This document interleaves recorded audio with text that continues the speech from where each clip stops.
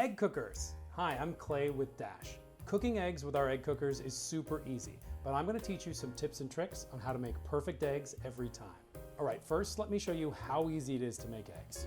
All you're going to do is use the little pin on the bottom of the cup to pierce the wide side of each egg.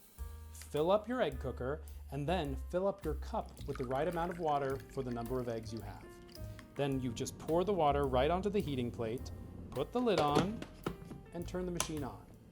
And then you just have to wait for the little chime and your eggs are done. Why do you pierce eggs? That's a great question. Have you noticed when you get your eggs home from the grocery store, they're always wide side up? That's because there's a little pocket of air in that side of the egg. When we use the pin to prick the eggs, it's going to do three things by releasing that air. One, it's going to make the egg easier to peel. Two, it's going to prevent the egg from cracking under the heat. And three, it will make it so you don't cook an egg with a flat side on the top.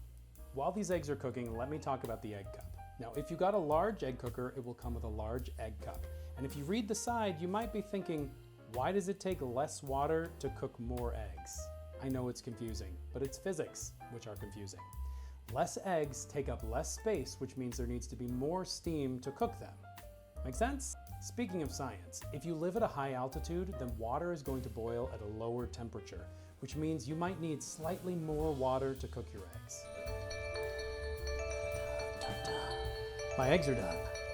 Now that they're finished cooking, I would suggest putting them in some cold water, which will stop the cooking so you get really yellow yolks. It's also going to make them slightly easier to peel.